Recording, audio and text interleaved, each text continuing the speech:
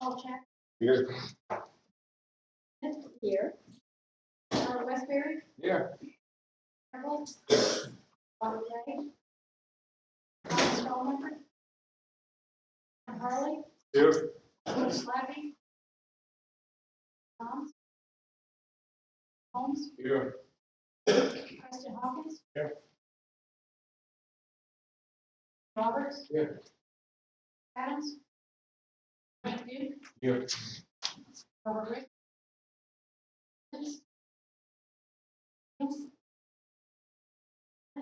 Here. Rogers. Silverback. Wilson. Here. Lawrence. Morris. Alvin Walker.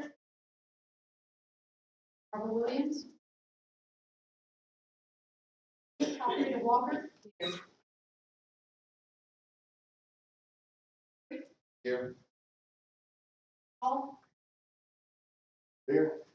Slade. Here. Young. Here. Wilson. Lester. Here. Walker. Here. Howard. Earl Williams. Kenny Hart. Epps. Smith. Fitz. Here. Bragg. Here. Bill Brooks. Jackson. Finley. Here. Charles Sims. Here.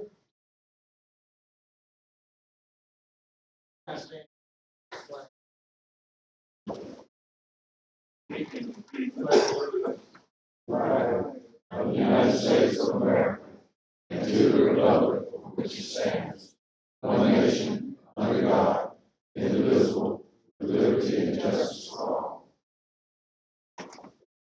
We have only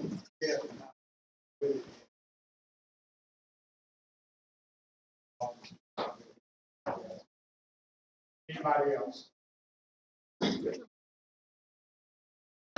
Yes, we got two guests tonight. Have Jay Andrews. They stand up and say, good looking. Mark, stand up. They're our newest members of the Crawford County Development Authority. We're proud to have them on board and proud to have them here.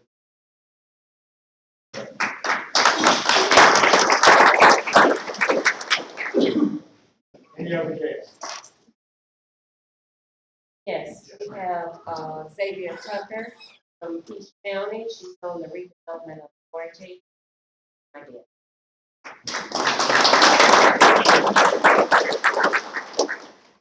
Anyone else? We have one new staff member, public administration. Bird.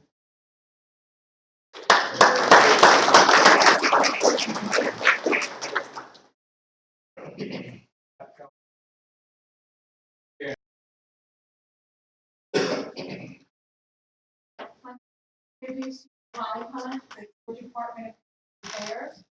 Holly joined the Department of Program Manager February 2012 to establish and administer SSBCI program for the state of Georgia. SSBCI is an acronym, State Small Business Credit Initiative. Prior to joining the GPCA, Holly worked for 5 years with Access to Capital for Entrepreneurs, ACE, which is CDFI, located in North Georgia, serving in the capacity of CFO. Before joining ACE, Holly enjoyed 22 years in the community banking industry. During her career in banking, she served as internal auditor and chief financial officer at several community banks before serving as the organizing chief financial officer for 3 new banks from 2001 to 2006. Born and raised in Atlanta and currently living in North Georgia, Holly is active in her community, serving on various boards of local nonprofits, and is past chairman of the board of directors of the White County Chamber of Commerce. Holly especially enjoys working with the Georgia SSBCI program that offers credit enhancement for financial institutions and CDFIs while providing access to capital for underserved businesses throughout the state of Georgia. Please welcome Holly Hunt.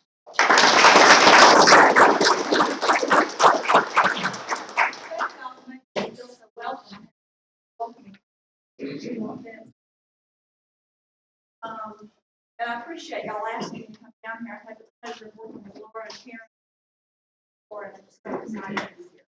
Early on, I would travel around and tell people what we were going to do, what we were planning to do. Program that we put out in May of 2012. Now I have to have done what we're going to do. So thank you very much. I've got some statistics and a map on each of the tables. We're going to refer this occasionally. I'm not normally a fast talker, but this is a 25-minute presentation. I'm going to try to hit in 10 to 15 minutes. So hold on, we're fixing to go, and I'll do the best I can. So basically, just to give you a little bit of background on the program, these first few slides we're going to just breeze through. You all know what the economy was like in 2009, 2010. There's your unemployment rate and the quarterly conditions for bankruptcy. Congress responded to this by enacting the State Small Business Credit Initiative, September 2000. And we have adopted this objective. The target, our target market is under communities. That can be minorities, it can be women, it can be graphical locations. We particularly are trying to rural markets. As you can see on the map, we've got a long way to go. We have a lot of counties we have left untouched. Right now, we've been 64 counties and trying to reach everybody by the end of the year. This is what the national unemployment rates look like at the time. Where Georgia is, the U.S. rate was 9.6%, Georgia was 10.2%. Therefore, they determined that Georgia was the 7th worst economy, and so Georgia got the 7th most amount of money. This was a $1.5 billion initiative, and what they did is they divvied up the monies to the states based on the state of economy. Georgia got right at $48 million. First, I had 2 years to get that out. Then none of the states were meeting that. So now I have to get a total of $48 million out by the end of this year. So you'll see later what we've been able to do so far and how much left I have to go. This is just Governor Dill's executive order giving the program over to the DA, and this is just some background on myself and John Greenberg, who is our credit manager and manages the program. So real quick, we're going to go through the programs, and I'm going to talk about each one briefly. First, we have our Georgia funding for CDFIs, a lot of $20 million. Talk about CDFIs in a minute. We have the Georgia Small Business Credit Guarantee. We allotted $17.8 million to this one. And we have the Georgia Capital Access Program. It did not do anything, so we were fixing to take that money and move it to one of the other programs. And we have our Georgia Loan Participation Program. The first three are the ones that we started out with. And because the Capital Access Program didn't take off very much, we developed a loan participation program, really taken off leaps. Wonderful program. The advantages, this is designed to give credit enhancements to your lenders so that your lenders can mitigate their risk and then open up their pocketbooks to businesses that need to start up or grow or expand that can't get traditional loans elsewhere for whatever reason. A lot of reasons we find in the rural communities is because mostly you have your smaller community banks in those counties, right? And they have legal lending limits. Probably all know about the loans to one borrower rule where they can't go over so much loans to one borrower based on the capital. And so this gives them credit enhancements. Each one is a little bit different, each program, and the banks get to choose which one they need for any particular project, right? It's very much a delegated lending model, and what that means is we don't underwrite the loans. We let the banks underwrite according to their own underwriting guidelines. They just send us the paperwork, we review it, and it's out the door. So it's a very streamlined process. It helps the banks increase their loan portfolio that they wouldn't normally be able to do without us. And they get CRA credit. We all may not all be aware of Community Investment Act, but that's the legislation where banks have to give back somehow to their local communities. The regulators do see this as a CRA program, so the banks love it because they get that CRA credit. Especially good for regional banks that come in and purchase your local community banks, and they're trying to find out how to get that CRA credit in those new markets that they've just opened up in. So this is really ideal for them. If you know any banks like that, tell them to give us a call. Really on a push right now to get more banks involved in the program. For instance, I really don't have a bank in this area down here. That's why you see such a pocket of white counties and some presence in. I don't have a local lender I can send people to. I get calls all the time from borrowers. Hey, I've got this project. I'm in such and such county. Who do you have? And I hate to say, I don't have anybody in that area. Let me see what I can find, other than the CDFIs, and they're kind of limited. What does it do for a small business? Well, it gives them access to capital. It's affordable for a change. It allows them to either start or expand into new market opportunities. Expertise. We can offer expertise either from the DCA, of course, from the local lenders. The CDFIs give technical assistance. We'll talk about that in a minute. So that's really helps them establish banking relationships in areas where they don't already have one. And of course, it offers them financial. So it's a win-win for everybody. And being a community banker at heart for 23 years, see why I love this program. Plus, I get to travel the state and see all my old banking again. So it's wonderful. So the Georgia funding for CDFIs. CDFIs are community development financial institutions.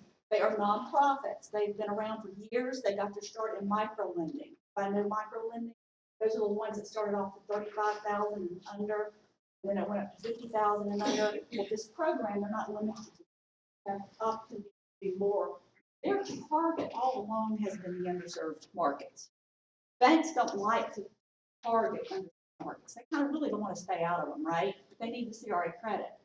They partner with CDFI on loans. They immediately get CDFI credit. Banks don't have to be approved lenders in this one because my CDFIs are the approved lenders.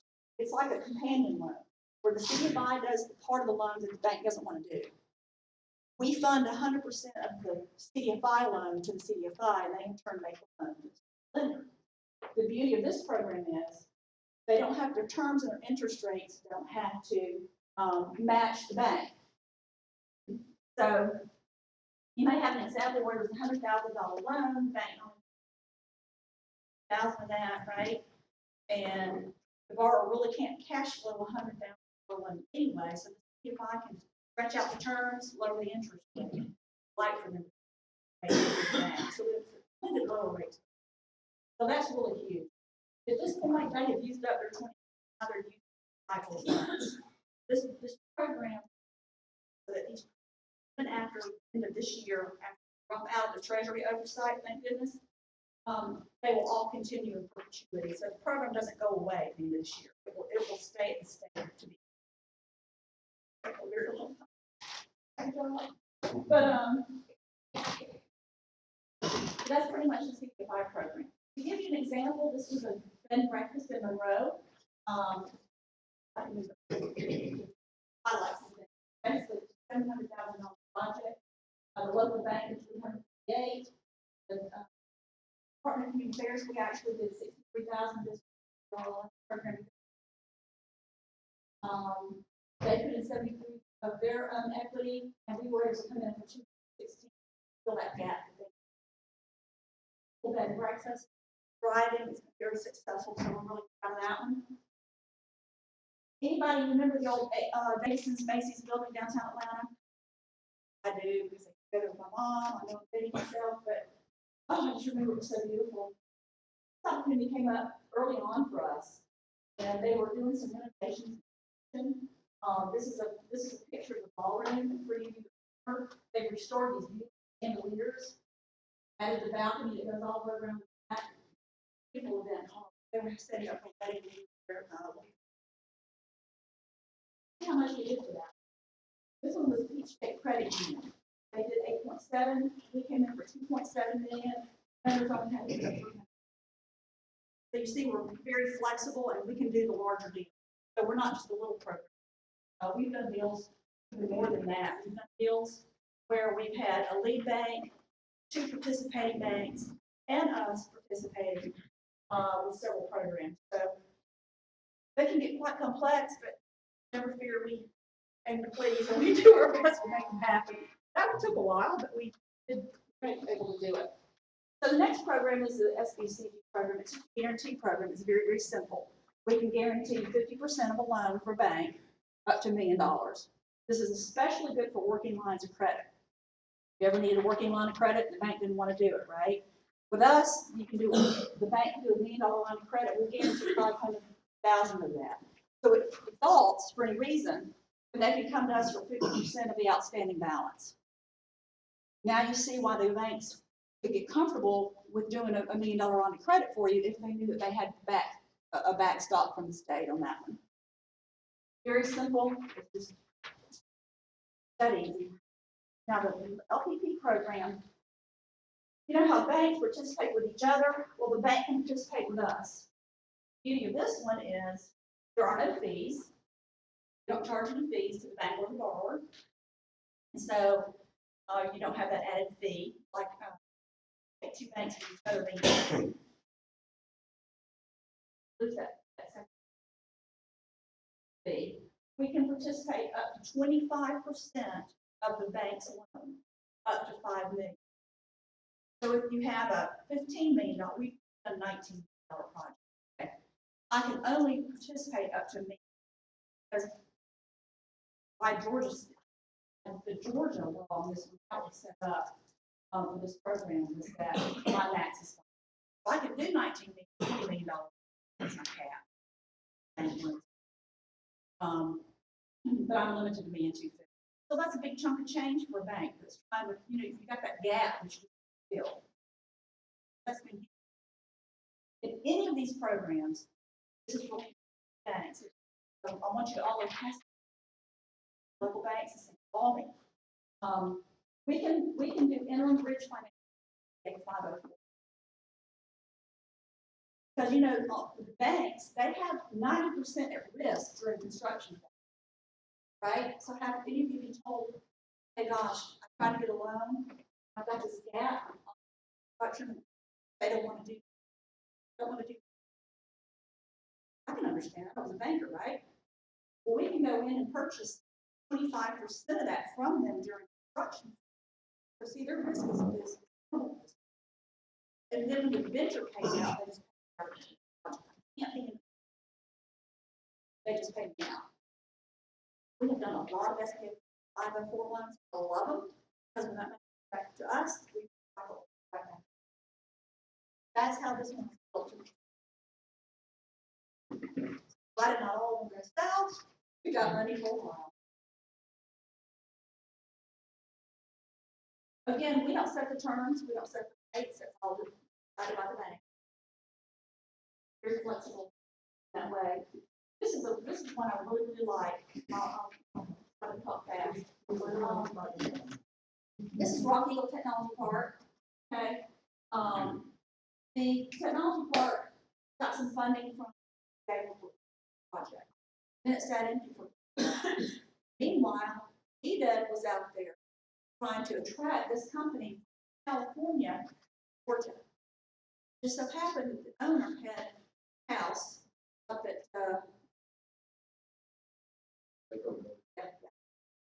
so he was, that was his vacation home. So he said, wow, maybe I'll put it that way. So GDED was working with him for over 5 years trying to get him down.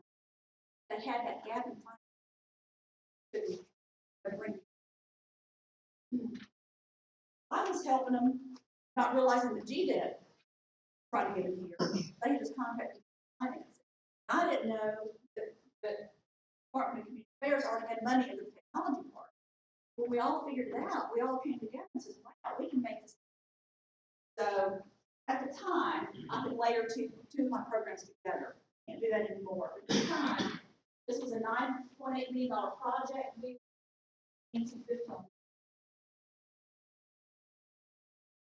with ACE up in Cleveland. The lead bank did 4.9. We had a big bank. That took a while, but we're quite proud of it. They're up and running.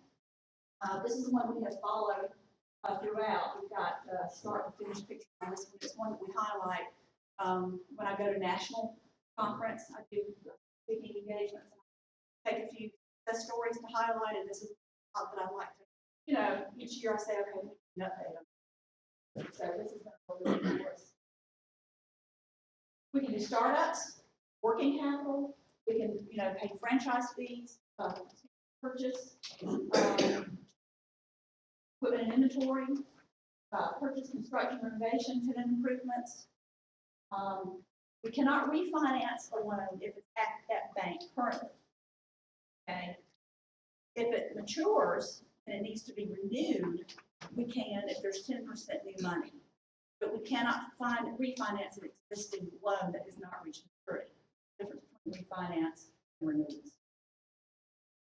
Because this program is to generate new monies for the system, right? So if you're just one, you're not doing that. However, there is a caveat. They didn't think about the fact that if it goes from bank A to bank B, that's going to be money to bank B, so you can do that. So you can refinance it that way if you change.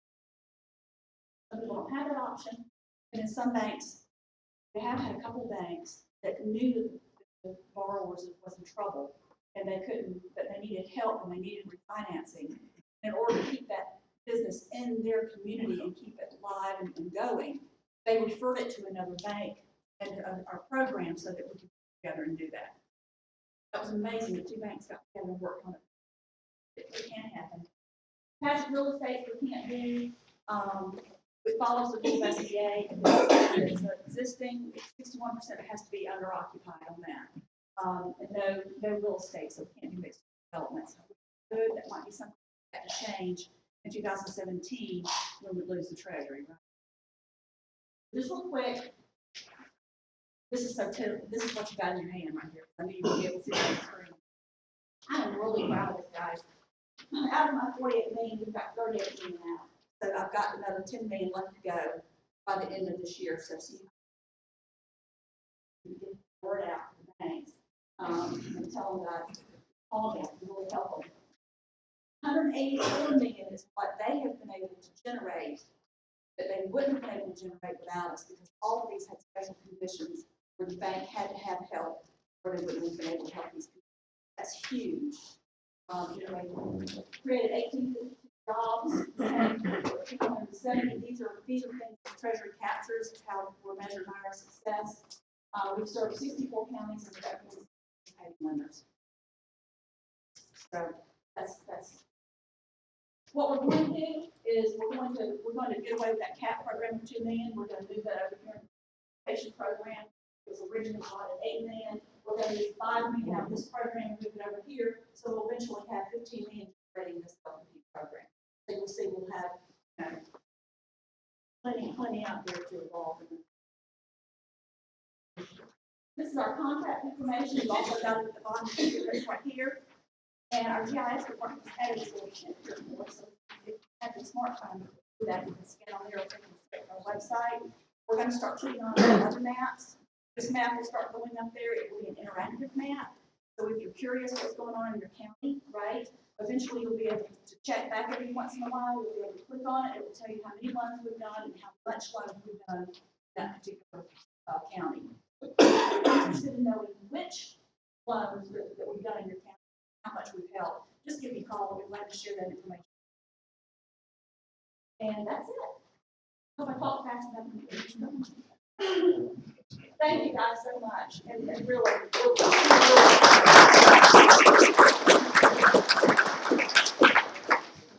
I just wanted to remind you, thank you for coming and sharing that with us.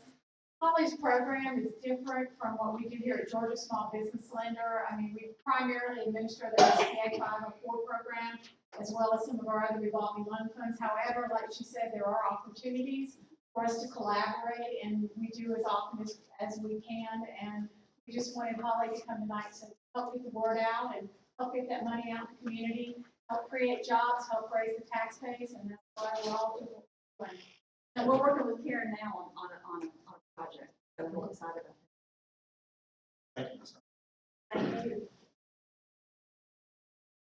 I think it's important that we also mention that we have a Middle Georgia legislator in the House who's chairman of the State Small Business Initiative that's working with Holly and others And, we've had several meetings with them, in the hearings at the Capitol. So that would be our Reps from Johnson County, really a champion legislature program. And they just had a great idea. He asked about loading this presentation on the RC's website. Certainly do that if you're willing to allow us. We can have that done, business. Right away, right, Dick? Right. Yeah, I see. I skipped a very important agenda item. I'd like to go with homes for our information. Please join me in invocation. Dear Heavenly Father, we thank you for watching over us, guiding us, leading us to another RC meeting.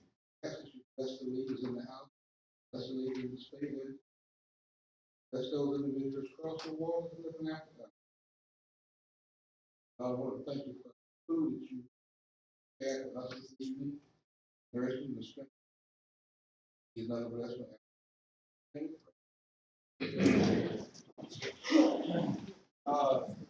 Anybody had time to read the meeting? Motion and second approval. Second, have a second. All in favor, signify by saying aye.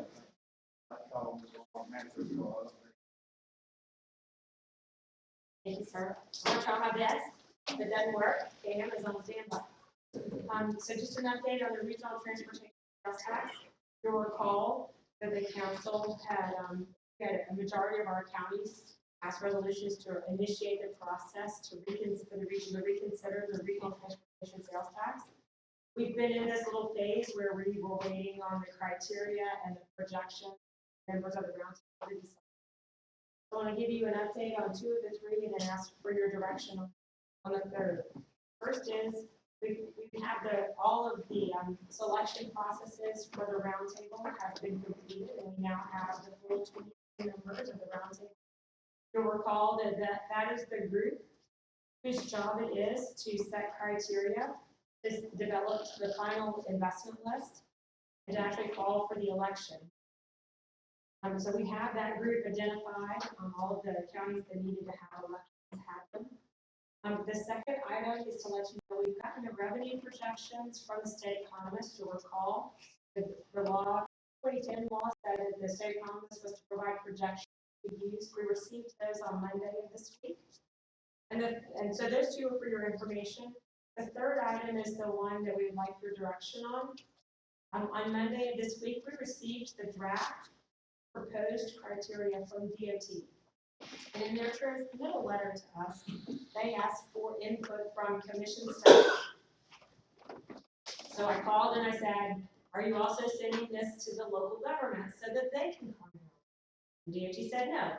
We want it from you. You take care of whatever, but we want to hear from you what you think about the draft criteria. We think that it would be very smart for us to send it to you, for y'all to then, and we'll collect all the comments from the local governments, compile them all and send them back to DOT by the deadline. Or we can just give them comments ourselves. What's your preference? We are prepared to send everything out tomorrow. I mean, the criteria, they are better than they were the first time. And that they are actually real criteria about where the project should come from and what are the objectives of the projects. But we think it would be prudent to distribute it out to every chief local elected official, provide every single one of you the opportunity to provide comments that we will get compiled and send to DOT. Just so you know, however, DOT has given us a deadline, and however we go about giving them comments on the draft criteria, they'll take those and either add them or subtract them or do nothing. And then they're going to provide those criteria to the roundtable. And the criteria aren't final until the roundtable votes on them. So there'll be a second opportunity for comments if for changes before they are final and they're the ones you have to live with. So would you like us to go ahead and send those criteria out to the local governments now and collect comments before we submit anything to you? Yes. Form of a motion, sir? Yes.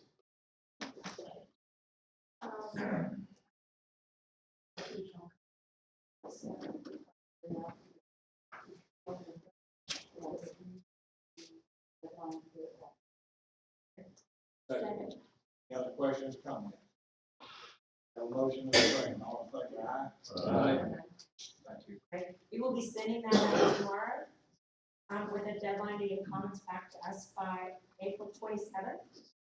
And, that's so because we have a deadline of getting everything back to DOT by the 2nd of May, and we need a few days to put it all together. We are gonna ask that even if you have no comments, send us that form back, so we know you had the chance and you're good with what they sent us. And once the piece of information we do not have yet, and they say in the transmittal letter that we should get it shortly, is the local share distribution by local government based on the revenue projections. Once we have that, we'll send that out, and then we can schedule that first roundtable meeting for some time. Any questions? Great.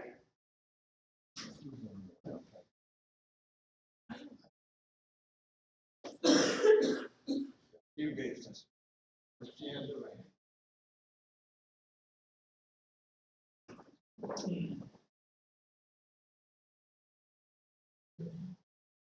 Good evening.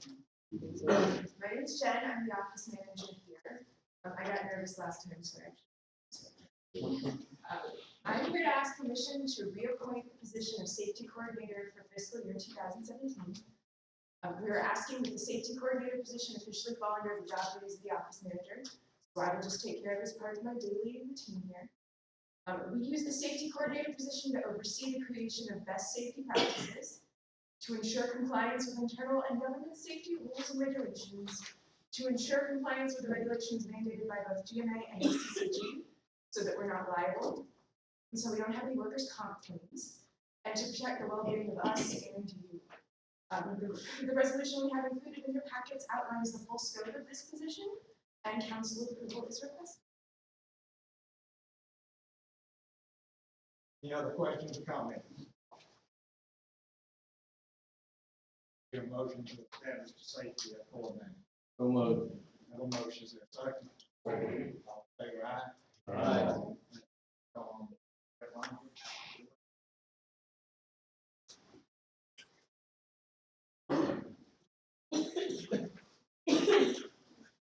Thank you, Mr. Chairman. As you know, the Regional Commission participates in a coordinated transportation services program with the State Department of Human Services. As part of this coordinated transportation program, the Regional Commission is prime contractor through the Regional Transportation Office. The DHS runs that office here in Macon. One of the requirements that the Regional Commission is being asked by the Regional Transportation Office is to adopt Title VI non-discrimination policy plan. In your agenda, it states that it's a DHS Title VI plan, but technically it's federal title, First of 1964 Civil Rights. And basically that just states, the policy that is, that we will not discriminate while providing these services to the human services clients based on race, color, national origin, religion, gender, age, social status, or disability. The affected clients are customers of the Division of Aging Services, which we work with closely, as you know, through our area of aging. These are elderly clients who need to be taken to and from certain human services facilities and services thereof. Also with the Behavioral Health and Mental Disabilities Agency, the Department of Labor, and the DFACS. One other thing that the plan provides for is a complaint mechanism for the clients of these services. Again, the non-discrimination aspect of the plan is something that's congruent with our existing policies. We are asking your approval by way of action, adopting this Title VI plan for complete congruency and at the request of the Transportation Office of DHS in lieu of us developing a separate possible non-public. So if there are any questions regarding that, we are seeking your approval to adopt this Title VI plan and then provide that notification to the Regional Transportation Office at DHS for the checklist. Are there any questions on anything those? Hearing no questions, I make a motion to approve the DHS Title VI. So moved. Second motion and second. All in favor, aye? Aye. Thank you. I call Ken Muir, local assistant.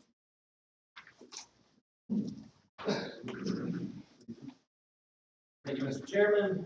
Before I go into our local assistance requests, I'd like to take a second to talk about some recent success stories we've had at the Regional Commission. As you all know, March is a busy month for our organization. A lot of deadlines on March 31st. We submitted 3 community development block grant applications for the city of Jeffersonville, the city of Baldinsville, and Peach County.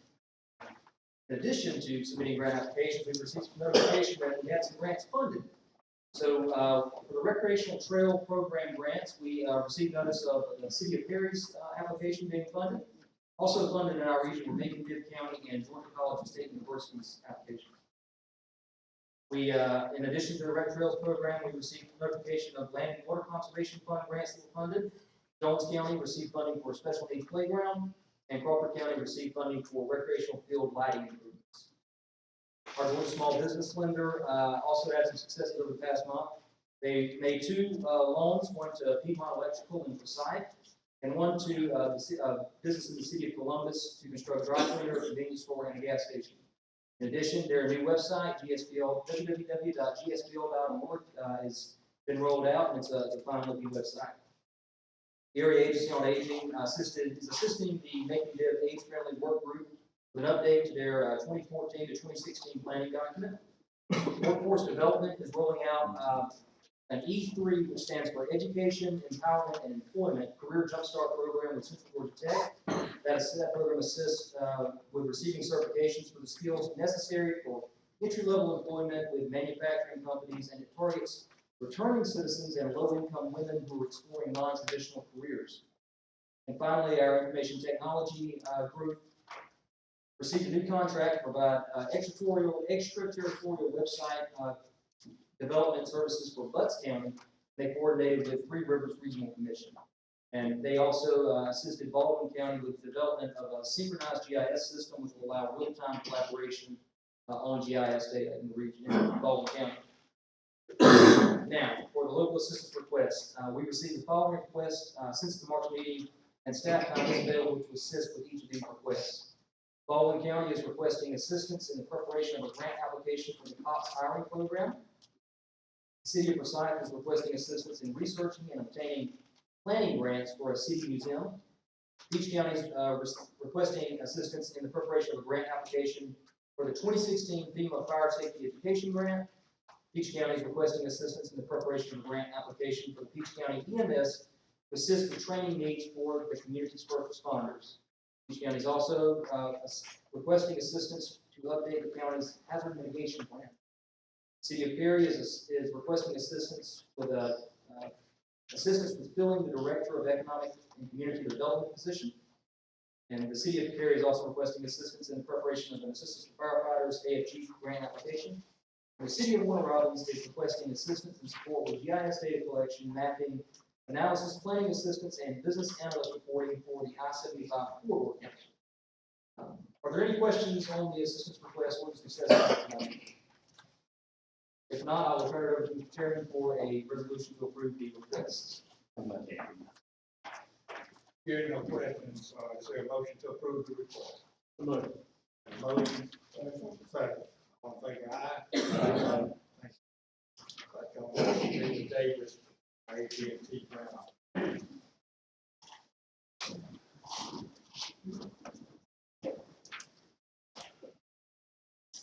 Good evening, everyone. The Middle Georgia Regional Commission has received an invitation to apply for funding from the AT&T fire program for workforce development initiative. A few weeks ago, Laura was approached by Mr. Gary Sanchez, who is the Regional Director of External Affairs for AT&T Southeastern Region, to submit some ideas for funding. So we submitted 4 possible initiatives, 3 of which would have been an expansion of our E3 to service the population, as well as one idea to partner with the local college and career academy.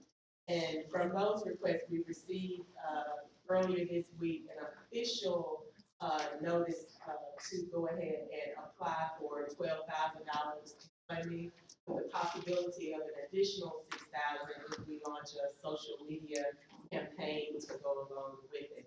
And so that partnership would be with the local college and career academy to assist with licensing fees, equipment, and things that are not currently budgeted at the school that those students come in contact with that they may not be able to afford.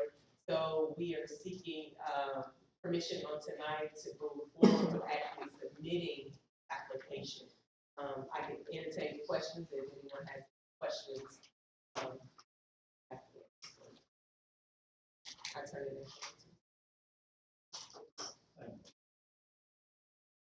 Hearing no questions, is there a motion to approve AT&T opportunity? Motion, is there a second? Second. All in favor, aye? Aye. Thank you. I'd like to call you, Mr. Julie Hall, waiting list prioritization policy.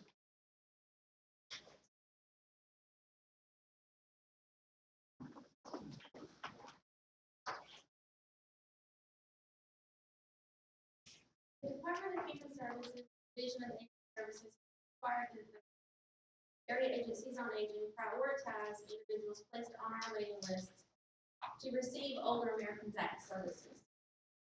Waiting list criteria includes assessment of individuals in the greatest need, with an expectation they will receive service delivery within 12 months of waiting. Individuals requesting services with an estimated wait time exceeding will be placed on a separate list called a services requested list and contacted at least once a year by region. The full process to comply with the policy in your packet. The policy and process has been presented and reviewed by the Aging Services. I'm happy to entertain any questions.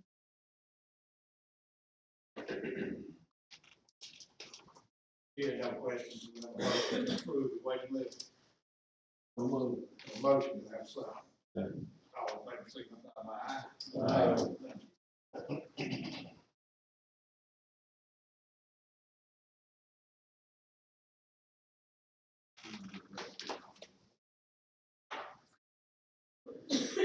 Please find the resolution for Rich Sweeney in your packet.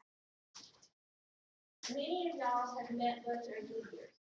Butch has been a valued, long-term employee of the Regional Commission, serving the Area Agency on Aging Department for over 50 years. In honor of his service and decision to enter retirement, we are asking council to approve the resolution providing recognition. We have a motion to approve the resolution, Mr. Sweeney. So moved. Second. Motion and a second, all in favor, aye? Aye. Brett. I really want you to go up there. Tell me.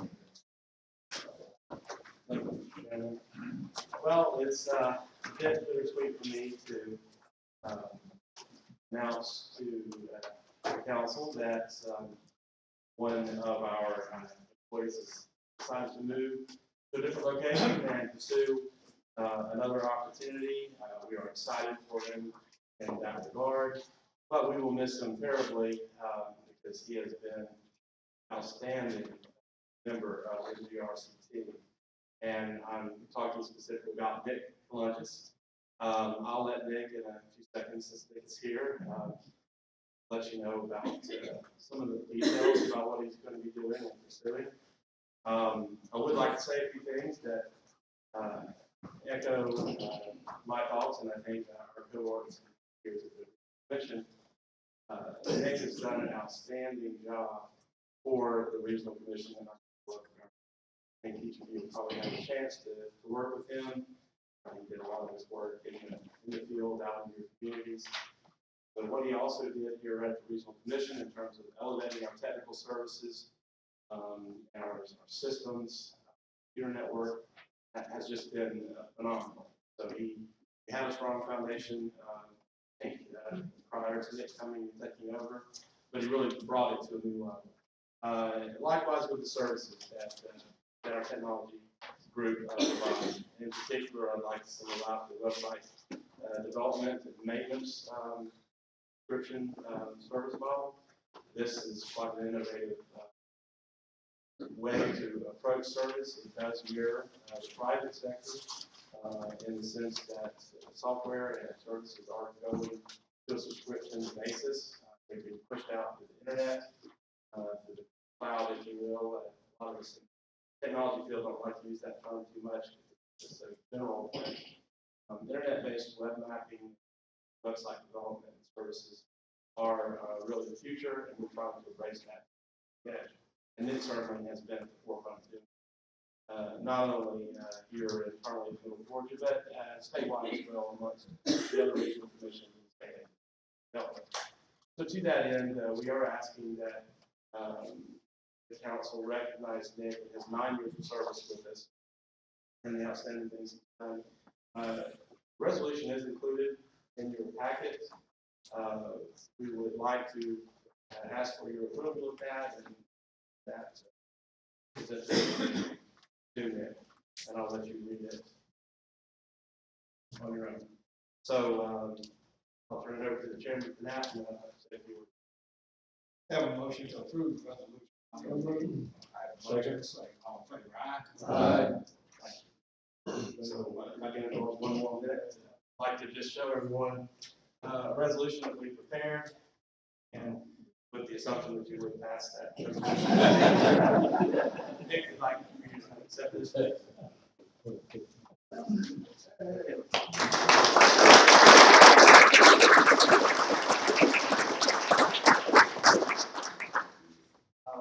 Appreciate you guys recognizing me. It's certainly been an honor and a privilege to serve this organization, to serve all of your communities. When I came to the Regional Commission straight out of school at the University of Georgia, and it was my passion then, and it still is, to serve local governments, to serve at the local government level. And I feel like I've been able to do that, work in every one of the communities represented here. And I hope that I've had hopefully I've made a positive impact in communities. I'm very proud of what I've been able to accomplish here, but all good things do come to an end. I'm going to be relocating out of state to the Louisville, Kentucky area with family. I have family in that general area, so it's an opportunity to be closer to family.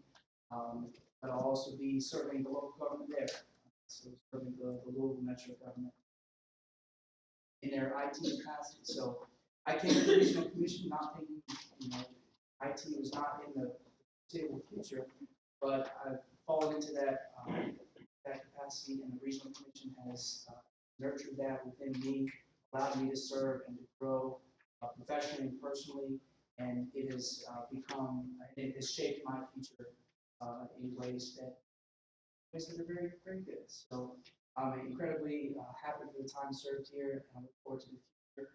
We will always find one. Thank you.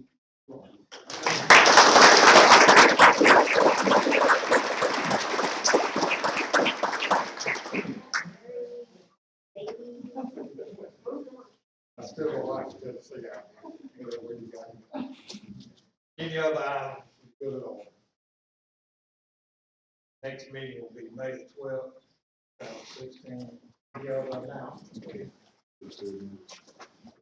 Here you go, announcements, we stand adjourned.